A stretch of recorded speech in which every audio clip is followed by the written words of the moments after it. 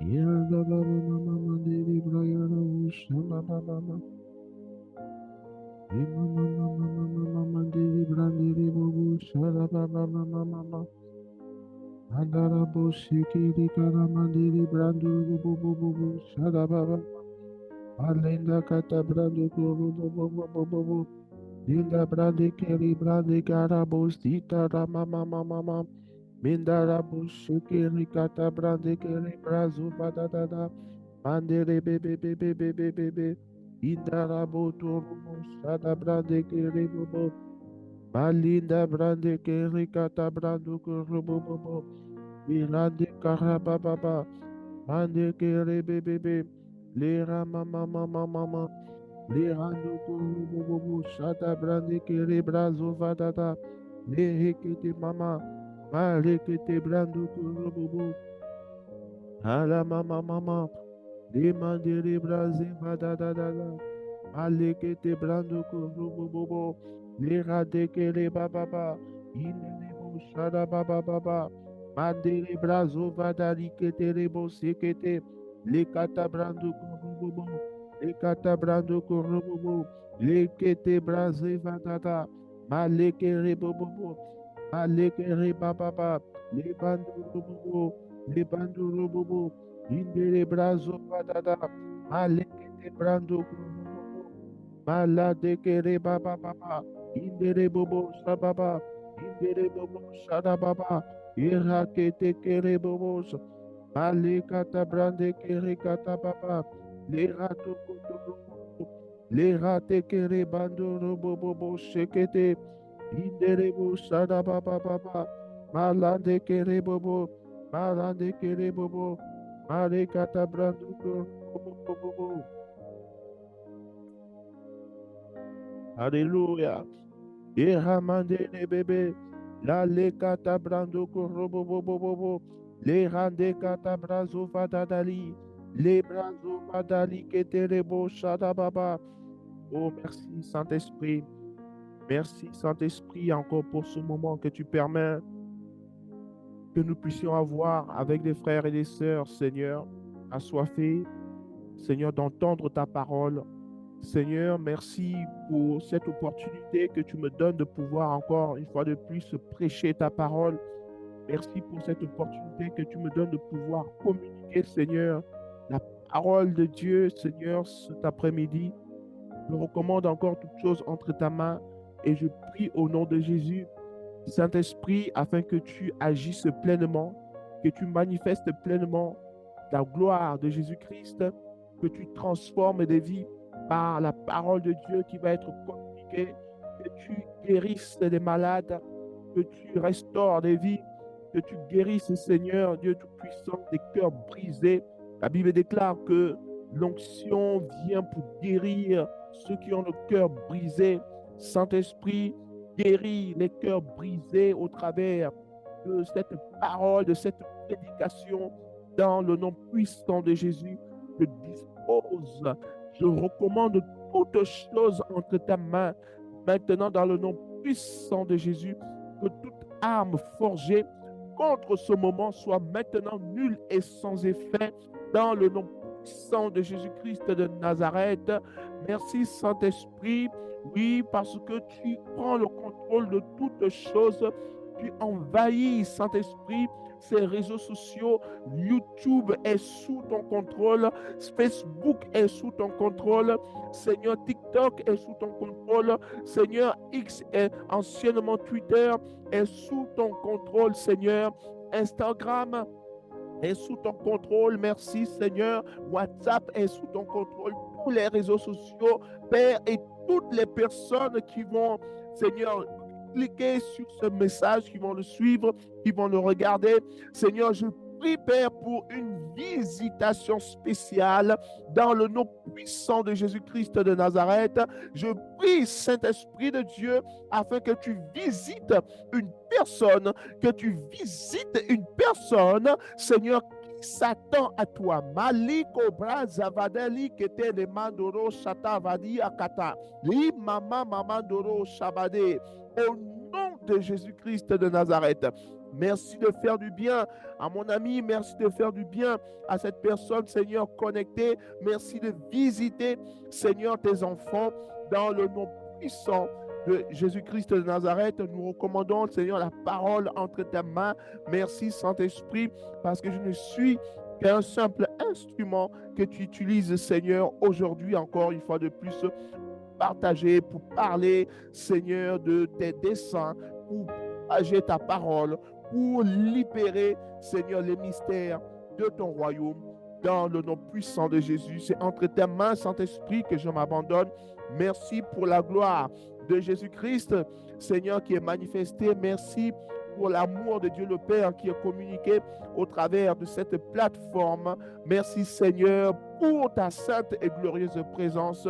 Que toute la gloire et l'honneur te reviennent dans le nom puissant de Jésus-Christ de Nazareth que nous avons prié. Amen, amen et amen. Bonjour à toutes et à tous, j'espère que vous allez bien par la grâce du Seigneur.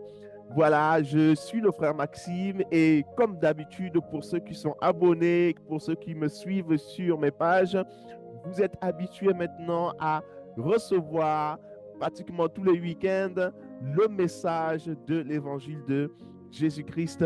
Donc nous partageons la parole de Dieu tous les week-ends et nous nous encourageons, nous nous édifions les uns les autres afin que la prophétie du Seigneur puisse nous faire beaucoup de bien. Nous croyons que Dieu nous aime d'un amour inconditionnel. Il a dit que même si les montagnes s'élevaient, même si les collines venaient à s'ébranler, son amour pour lui, envers nous, ne changerait pas. L'amour de Dieu envers nous ne change pas, peu importe notre condition, peu importe nos fautes, peu importe les erreurs que nous avons commises, parce que Dieu ne nous a pas aimés à cause de nos actes, mais il nous a aimés par amour pour lui. Il nous a aimés parce que nous sommes ses créatures, parce que nous avons été créés à son image et selon sa ressemblance dans le nom puissant de Jésus. Donc, que le Seigneur vous bénisse alors que vous êtes connectés, alors que vous écoutez certainement en direct ou en replay, ou que le Seigneur vraiment vous fasse beaucoup de bien, parce que je crois qu'il y a une grâce qui est communiquée lorsque on écoute la parole de Dieu. Au nom puissant de Jésus. Amen. Que le Seigneur vous bénisse une fois de plus. Alors, soyez les bienvenus sur ce moment de partage et d'édification de la parole de Dieu. Aujourd'hui, je vais m'entretenir avec vous sur le sujet du plus grand amour. Sur le sujet du plus grand amour. La Bible déclare dans Jean chapitre 3, verset 16. Car Dieu a tant aimé le monde, il a donné son Fils unique, afin que quiconque croit en lui ne périsse point, mais ait la vie éternelle. Car Dieu a tant aimé le monde. Car Dieu a tant aimé le monde, afin que quiconque croit en lui ne périsse point, mais ait la vie éternelle. Car Dieu a tant aimé le monde qu'il a donné son Fils. La Bible déclare que car Dieu a tant aimé le monde qu'il a donné son Fils unique, afin que quiconque croit en lui ne périsse point, mais ait la vie éternelle. Amen. La Bible nous dit ici que Dieu nous a aimés d'un amour immense. Dieu nous a aimés d'un amour qui a été manifesté, révélé par un acte. Et cet acte, c'est que Dieu a donné son Fils unique. Amen. Dieu a donné son Fils unique, qui est la preuve de l'amour de Dieu envers le monde. Voilà pourquoi la Bible nous dit que Dieu a tant aimé le monde, afin que quiconque croit en lui ne périsse point, mais ait la vie éternelle.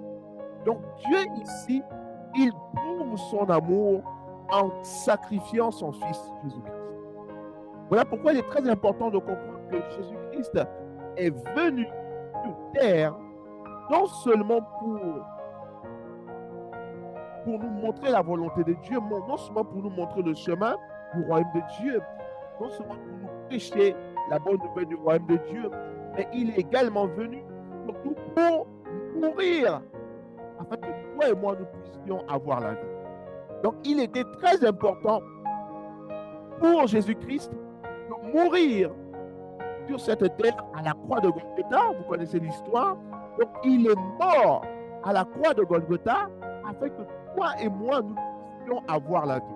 Donc, sans le sacrifice de Jésus-Christ, sans la mort de Jésus-Christ, en d'autres termes, le salut de Dieu ne serait pas manifesté. Nous n'avons pas de salut si Jésus-Christ n'est pas mort. Donc, Jésus-Christ est mort à la croix.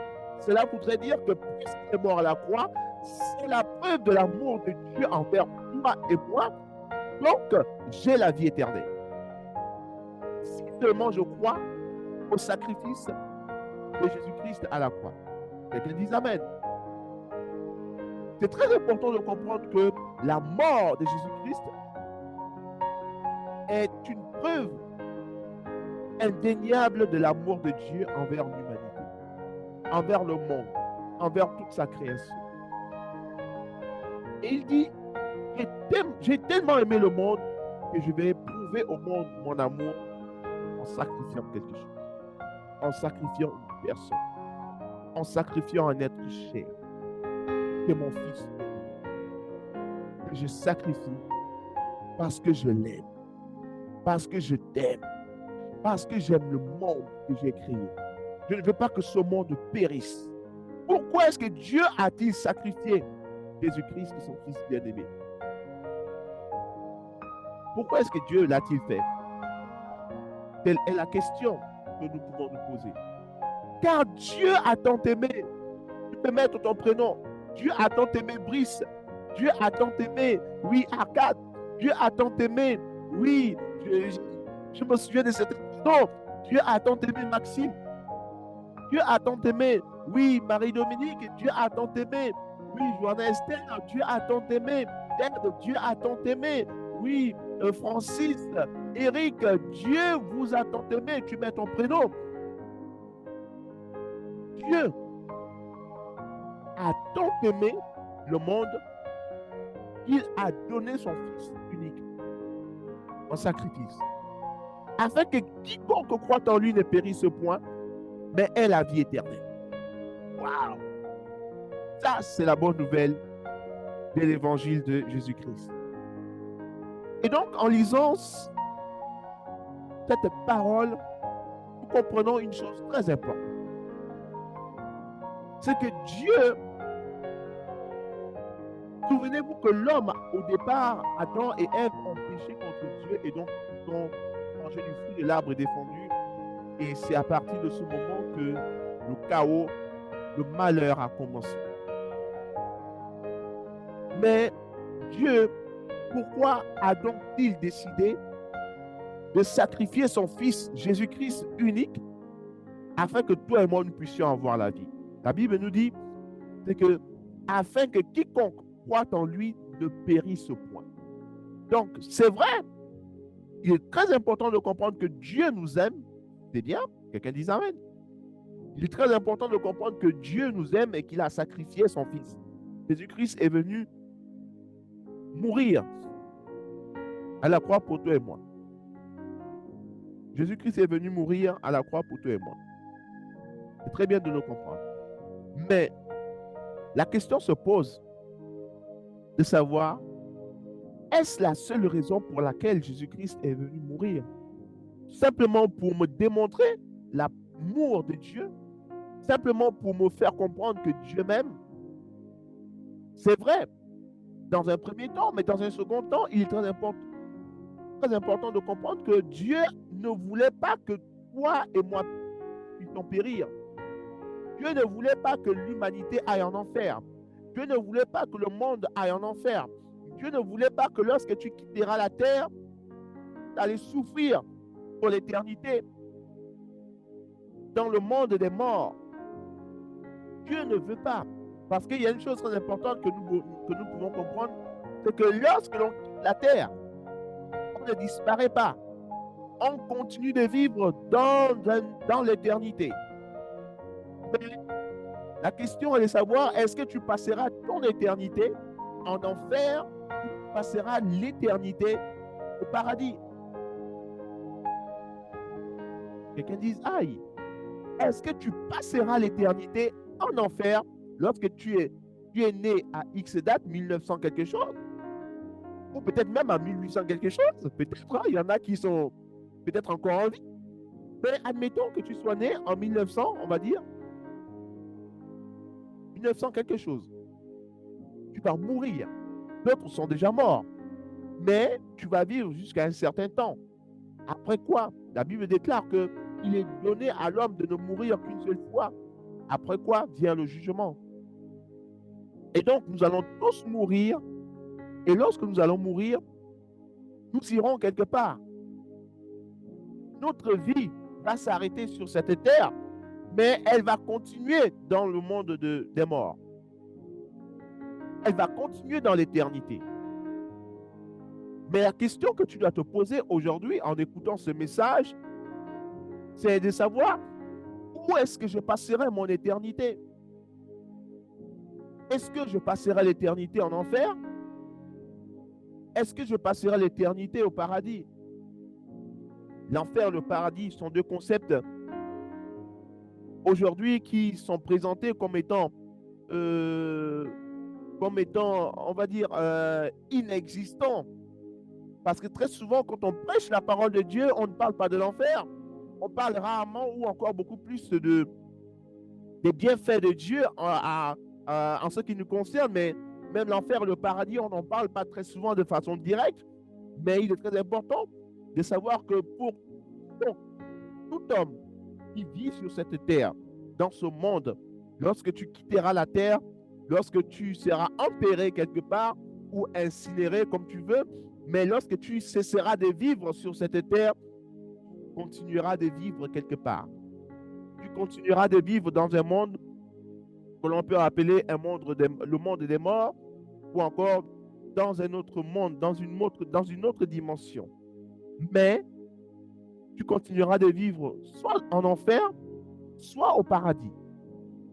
Et c'est un concept qui nous est très très bien présenté dans la Bible lorsque nous lisons l'histoire du riche et du pauvre Lazare. C'est une histoire qui nous est présentée dans l'évangile de Luc au chapitre 16. L'évangile de Luc au chapitre 16, à partir du verset 19. La Bible dit ceci. Il y avait un homme riche qui était vêtu, il y avait un homme riche qui était vêtu de pourpre et de fin lin, et qui chaque jour menait joyeuse et brillante vie. Un pauvre nommé Lazare était couché à sa porte, couvert d'ulcères et désireux de se rassasier des miettes qui tombaient de la table du riche. Et même les chiens venaient encore lécher ses ulcères. Le pauvre mourut et il fut porté par les anges dans le sein d'Abraham. Waouh! Le pauvre mourut et il fut porté par les anges dans le sein d'Abraham. Le pauvre, après avoir souffert, après avoir vécu une vie misérable, difficile sur cette terre, après avoir été maltraité, après avoir été opprimé, après avoir souffert de famine, après avoir manqué de quelque chose à manger, après avoir été souffrant de maladies terribles, des maladies incurables. Et la Bible nous dit qu'il souffrait d'ulcère. Donc, si vous regardez, vous allez voir que l'ulcère, c'est une maladie désagréable, une maladie, un cancer, voilà, qui vous ronge et quasiment, qui peut ne pas être guéri. Donc, il a souffert de maladies terribles. Mais la Bible nous dit une chose importante, c'est que cet homme a fini par mourir. Après cette longue souffrance, il a fini par mourir, mais après sa mort, quand il est mort, voici ce que la Bible nous dit. Quand il est mort, waouh! Quand il est mort, les anges sont venus le porter. Les anges sont venus le porter. Vous voyez, ça veut dire que tout de suite, vous mourrez. Et parce que vous avez cru en Jésus, parce que vous avez cru en Jésus-Christ, lorsque vous mourrez, tout de suite, à l'instant même, Les anges viennent vous porter. Les anges viennent vous prendre pour vous emmener dans le sein d'Abraham. Le sein d'Abraham ici, c'est l'image du paradis. Le sein d'Abraham ici, c'est l'image de tous ceux qui ont cru en Jésus-Christ, de l'endroit où vont tous ceux qui ont cru en Jésus-Christ. C'est ça le sein d'Abraham. Le sein d'Abraham, c'est l'image de l'endroit où vont toutes les personnes qui ont cru en Jésus-Christ. Amen. Donc, le sein d'Abraham, c'est cet endroit-là où tu iras lorsque tu décides, si tu décides aujourd'hui de donner ta vie à Jésus-Christ, si tu décides aujourd'hui de croire en Dieu au travers, par l'amour de Dieu manifesté par le sacrifice de Jésus-Christ à la croix, si tu décides de croire en cela, tu as la vie éternelle. Et donc, le jour où tu mourras, les anges viendront te porter. Les anges viendront te porter et tu iras dans le sein d'Abraham. Tu iras au paradis. Oui, tu iras au paradis dans la présence de Dieu, dans la gloire de Dieu. Et voyons ce qui se passe par la suite. Les anges sont venus le prendre, les anges l'ont porté et l'ont emmené dans le sein d'Abraham. Le riche aussi courut et il fut enseveli. Notez une différence très très importante. Le riche est mort. Le riche est mort et il a été enseveli. Il a été enseveli, il a été enterré dans le séjour des morts. Les anges ne sont pas venus prendre le riche qui mangeait, qui était vêtu de vêtements, de très beaux vêtements, qui menait une vie vraiment dans l'opulence, qui ne se souciait pas des pauvres, qui ne se souciait même pas de sa famille qui souffrait, qui ne se souciait pas des hommes et des femmes à côté de lui qui avaient besoin de son aide et donc qui se contentait de jouir de sa richesse. C'est quelqu'un d'égoïste, quelqu'un d'égocentrique, qui ne regardait qu'à lui-même. Et donc, tout tournait autour de lui. Il s'occupait de ses affaires, de ses entreprises, s'occupait même de son ministère, qui était devenu plus important que les autres, que les brebis du Seigneur. Et donc, vous voyez que cet homme qui vivait une vie, on va dire, opulente sur cette terre, une très très belle vie, qui avait quasiment tout ce qu'il voulait, mais le jour où il est mort, parce que souvenez-vous qu'il est donné à tout homme de ne mourir qu'une seule fois. Après quoi vient le jugement? Il y a une fin pour toute chose. Nous naissons un jour et un autre jour nous finirons par mourir. Et à partir de ce moment, il y a quelque chose qui se passe. Voir comme le pauvre Lazare, il y a des anges qui viendront vous prendre, qui viendront vous accueillir. Et à partir de ce moment, vous allez dans un endroit que l'on appelle le sein d'Abraham, qui est le paradis, l'image du paradis, l'image de la présence de Dieu, la gloire de Dieu, l'image d'un endroit vraiment où il n'y a aucune souffrance. Soit vous êtes enseveli et vous allez dans un endroit qu'on appelle séjour des morts. Regardons ce que la Bible nous dit par rapport au séjour des morts. Et donc, l'homme riche est mort, il a été enterré, il a été enseveli dans le séjour des morts. Cet homme arrivé dans le séjour des morts, la Bible nous dit qu'il a levé les yeux. Il leva les yeux et tandis qu'il était en proie au tourment, il vit de loin Abraham et Lazare dans son sein. Donc la Bible nous donne encore un détail très important concernant le séjour des morts. Donc le séjour des morts, qui est l'image ici d'un lieu de tourment, d'un lieu de souffrance, c'est l'image de l'enfer. C'est l'image de l'endroit où vont toutes les personnes qui n'ont pas cru en Jésus-Christ. Oui, c'est l'image de l'endroit où vont toutes les personnes qui ont méprisé, qui n'ont pas cru en l'amour de Dieu manifesté en Jésus-Christ. Souvenez-vous que Jésus-Christ, c'est celui qui nous donne le salut. C'est celui qui nous sauve. Ce n'est pas qu'un simple prophète. Ce n'est pas qu'un enseignant, qu'un prédicateur. Non, Jésus-Christ est le Fils de Dieu qui est venu mourir afin que toi et moi, nous puissions avoir la vie. La vie dont je te parle, ce n'est pas une vie qui, oui, qui nous permet de nous contenter uniquement des bienfaits de ce monde sur cette terre, parce que vous conviendrez avec moi qu'il n'y a rien sur cette terre qui puisse nous rendre véritablement heureux. Mais notre bonheur se trouve dans le royaume de Dieu. Notre bonheur se trouve dans le royaume de Dieu. L'amour parfait se trouve dans le royaume de Dieu. La paix parfaite se trouve dans le royaume de Dieu. La joie parfaite se trouve dans le royaume de Dieu. La justice parfaite se trouve dans le royaume de Dieu. Et pour expérimenter ces choses, il a fallu que Dieu sacrifie Jésus-Christ, son Fils bien-aimé. Encore mieux, il a fallu que Jésus-Christ accepte de venir sur cette terre, mourir, afin que toi et moi, nous puissions avoir la vie éternelle. Afin que nous ne puissions pas aller dans le séjour des morts, ce lieu des tourments, où il y a des tourments, des pleurs et des grinchements de dents, où il y a des flammes. Regardez cet homme riche qui était mort alors qu'il avait toute la richesse dans ce monde, qui avait toutes les voitures, qui avait les grandes entreprises, qui avait des comptes en banque bien garnis, qui certainement avait une grande maison, avait des biens, avait des personnes qui étaient à son service.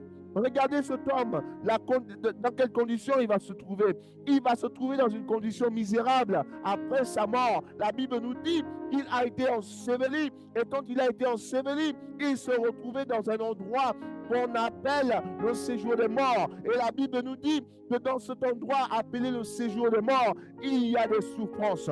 Cet homme était en proie aux souffrances, aux tourments. Il souffrait. Probablement, il était dans les flammes éternelles. Il ne pouvait pas mourir. Oui, parce qu'il est déjà mort. Il ne pouvait pas mourir. Et donc, il souffrait éternellement. Il y avait certainement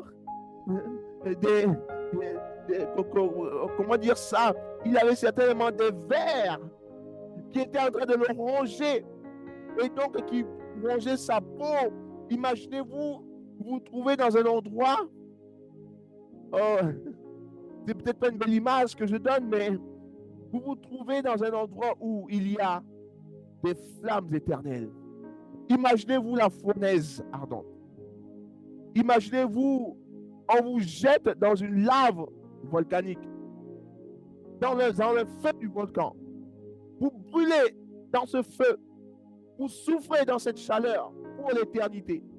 Vous avez envie de mourir parce que la Bible nous dit dans Apocalypse qu'il arrivera un temps où les gens chercheront la mort, mais la mort refusera même la mort. Ils ne trouveront pas la mort parce que la mort refusera même de les accepter. Il sera impossible de mourir. Il arrivera un temps où les gens désireront mourir, mais ils ne mourront pas parce que la souffrance sera élevée. La souffrance sera à un paroxysme qui ne pourront même pas, ils auront du mal à résister. Mais on arrivera à ce temps. Cher ami, toi qui me regardes, toi qui m'écoutes, regarde ce riche qui est mort, mais dans le séjour des morts, dans la souffrance éternelle, dans des flammes éternelles. Regardez ce qu'il va dire. Il va dire, il a vu Abraham et Lazare, le pauvre Lazare qui a souffert dans le monde, mais qui maintenant se trouve dans l'abondance, qui maintenant se trouve dans la richesse, dans la gloire, qui ne manque plus de rien. Il est heureux, il est joyeux. Pourquoi? Parce qu'il a donné sa vie à Jésus-Christ, malgré le fait qu'il soit pauvre quand il était dans le monde, malgré le fait qu'il était malade. Mais il a cru en Dieu par rapport à l'œuvre de Jésus-Christ à la croix. Il a donné sa vie à Jésus-Christ et la récompense, c'est qu'il se trouve dans le bonheur maintenant. Il se retrouve au paradis avec Abraham. Et alors qu'il est au paradis avec Abraham, ce riche qui est mort et qui se trouvait dans le séjour des morts a levé les yeux Il a levé les yeux comme ceci et il a vu Abraham et Lazare. Il dit, Père Abraham, aie pitié de moi et envoie Lazare pour qu'il trempe le bout de son doigt dans l'eau et me rafraîchisse la langue. Car je souffre cruellement dans cette flamme. Il demande à Dieu d'envoyer Lazare. Abraham ici, c'est l'image de Dieu, c'est l'image de Jésus-Christ qui est avec nous. Et donc il dit, envoie Lazare. C'est comme on va dire, envoie Maxime quand on se retrouvera. Certainement, je prie pour qu'on se retrouve tous au paradis. Mais à ce jour-là, il y a des gens à qui j'avais prêché l'évangile et qui certainement ont refusé de croire en Jésus-Christ.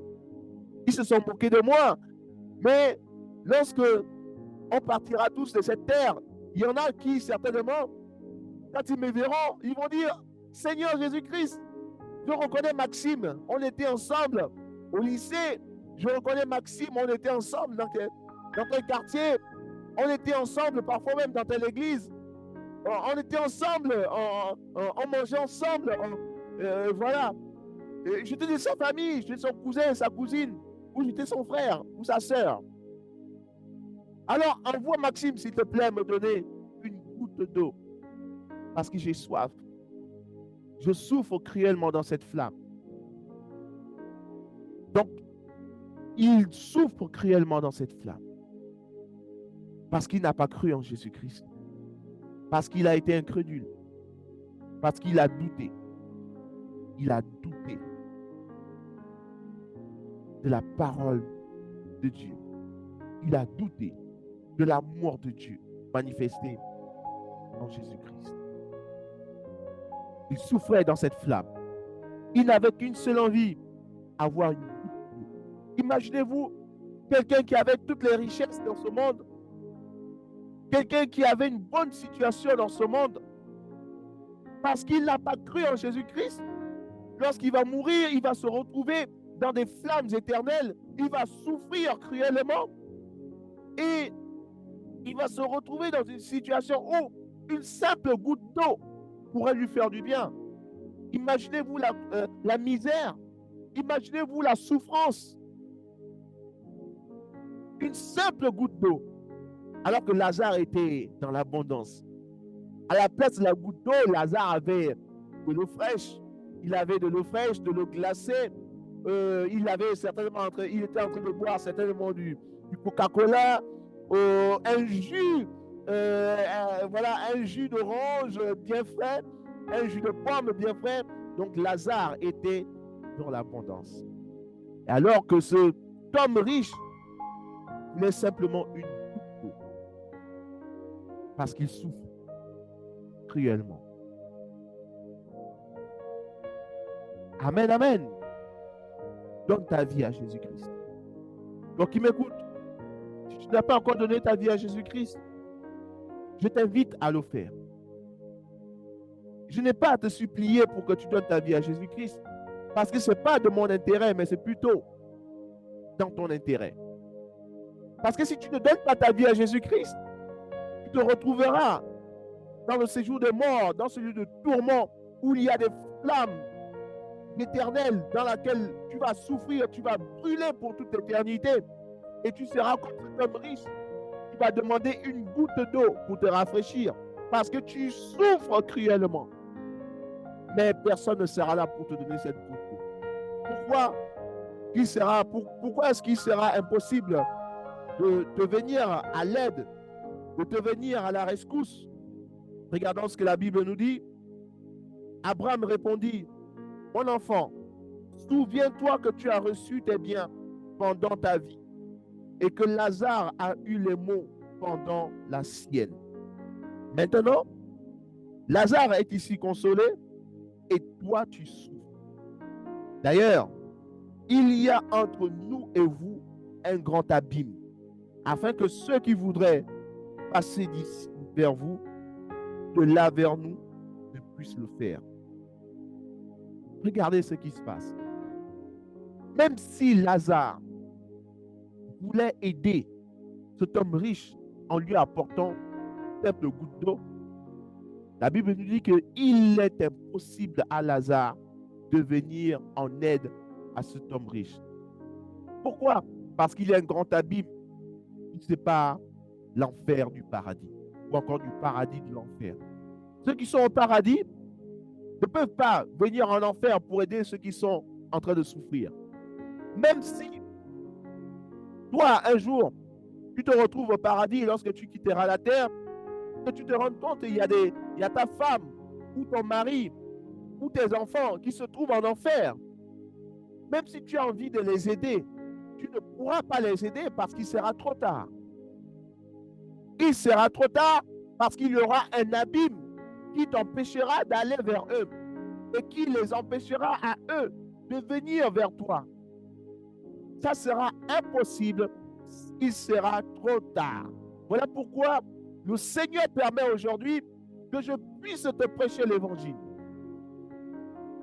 Voilà pourquoi le Seigneur permet aujourd'hui que je puisse te dire qu'il t'a tant aimé au point qu'il a donné Jésus-Christ en sacrifice, afin que quiconque croit en lui ne périsse point, n'aille point en enfer, n'aille point dans le séjour des morts, où il y a des souffrances éternelles, où il y a des flammes,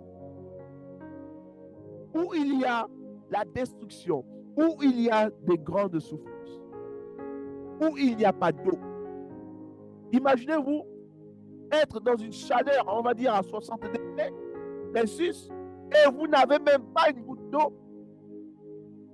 L'enfer, c'est l'endroit où on a soif pour l'éternité. Imaginez-vous avoir soif pour l'éternité. Vous avez envie de boire quelque chose, de l'eau, mais il vous est impossible d'avoir de l'eau parce qu'il n'y a pas de l'eau dans l'enfer. Vous avez envie de manger, vous ne pourrez même pas manger parce qu'il n'y a pas de nourriture là-bas. Oui, je me permets de vous donner ces images parce que la Bible nous dit qu'il y a un endroit qu'on appelle l'enfer et un autre qu'on appelle le paradis. Un endroit où iront toutes les personnes qui ont cru en Jésus-Christ. Et cet endroit, c'est l'enfer. Et là-bas, il n'y a pas de paix, il n'y a pas de joie. C'est la souffrance éternelle. Et une fois que vous vous retrouvez dans cet endroit, il vous sera impossible de changer de côté. Il vous sera impossible de changer de camp. Vous ne pourrez pas dire, alors que je souffre maintenant ici, dans cette flamme, comme cet homme riche, alors je vais changer de côté. Il sera trop tard. Si vous vous retrouvez au paradis, vous ne pourrez pas dire, oh Seigneur, c'est ma femme, elle a vécu avec moi sur cette terre. C'est mon époux, ce sont mes enfants. S'ils n'ont pas cru en Jésus-Christ, il sera trop tard. Et voilà pourquoi vous devez prêcher aujourd'hui l'évangile du Seigneur Jésus-Christ aux membres de vos familles. Dites-leur que Dieu les aime d'un amour inconditionnel. Dieu ne regarde pas à ce que vous êtes. Dieu ne regarde pas aux erreurs que vous avez commises. Dieu regarde à votre cœur qui désire ardemment recevoir son amour et faire de lui votre Seigneur et votre Sauveur. Faire de Jésus-Christ votre Seigneur et votre Sauveur. Il n'y a de salut en aucun autre nom. Il n'y a de salut en aucun autre nom, si ce n'est qu'en Jésus-Christ de Nazareth. C'est le seul nom qui a été donné. C'est le seul nom qui nous a été donné, afin que nous puissions avoir la vie. Amen. C'est le seul nom qui nous a été donné. Alors que nous sommes arrivés à la fin de notre exhortation, à la fin de ce message, le titre du message, c'est le plus grand amour. Et n'oublions pas que Dieu nous a aimés d'un plus grand amour parce qu'il ne veut pas qu'on aille en enfer, parce qu'il ne veut pas qu'on périsse. Il veut que l'on ait la vie éternelle. Si Dieu te donne la vie éternelle, c'est parce qu'il a conscience du fait qu'il y a un enfer, qu'il y a un endroit où vont toutes les personnes qui n'ont pas cru en Jésus-Christ, qui s'appelle l'enfer. Et il y a un autre endroit qui s'appelle le paradis, où vont toutes les personnes qui ont cru en Jésus-Christ et qui ont fait la volonté de Dieu. Donc, il n'y a que deux possibilités. Soit vous croyez en Jésus-Christ et vous décidez de le suivre, et alors vous irez dans le sein d'Abraham, qui représente ici le paradis. Soit vous irez en enfer, dans le séjour des morts, qui représente ici ce lieu de tourment, de souffrance, des flammes éternelles. L'enfer. Le salut est gratuit. Le Seigneur vous donne gratuitement le salut. Et de là où vous êtes, je prie au nom de Jésus afin que vous puissiez recevoir maintenant Jésus-Christ. Ouvrez votre cœur au Seigneur Jésus-Christ maintenant. Sur YouTube, sur Facebook, sur TikTok, sur Instagram, sur WhatsApp, sur X, anciennement Twitter. Je prie au nom de Jésus afin que vous puissiez recevoir maintenant Jésus-Christ. Et si vous vous étiez détourné un temps soit peu du Seigneur, je prie pour que vous puissiez revenir maintenant. Au nom puissant de Jésus. Père, merci encore pour la parole de Dieu qui a été prêchée, Seigneur, cet après-midi. Merci pour ton évangile qui a été prêché. Alors que nous allons nous séparer, Seigneur, je recommande toutes les personnes entre tes mains et je prie également afin que toutes les personnes qui t'ont reçu comme Seigneur et Sauveur puissent expérimenter la puissance et la grandeur de ton amour. Car tu nous as aimés d'un plus grand amour, Seigneur. Aucun homme ne nous a aimés un plus grand amour qu'aucune femme ne pourra nous donner, ni aucun homme ne pourra nous donner. Père, rien dans ce monde ne pourra nous donner l'amour que toi tu nous as donné. Car tu as sacrifié ce que tu avais de plus cher afin que nous puissions avoir la vie. Voilà pourquoi, Seigneur, nous te disons merci pour ton amour. Merci, Seigneur, pour nous avoir sauvés. Merci, Seigneur, parce que des multitudes vont être sauvées au travers de cette parole. Dans le nom puissant de Jésus que nous avons prié. Amen. Amen et Amen. Que le Seigneur vous bénisse. Nous sommes arrivés à la fin de ce moment. N'oubliez pas, le Seigneur nous aime d'un plus grand amour. Si ce message vous a béni, likez, abonnez-vous et partagez à un maximum de personnes afin que un plus grand nombre aille au paradis et que personne n'aille en enfer. Dans le nom puissant de Jésus. Amen.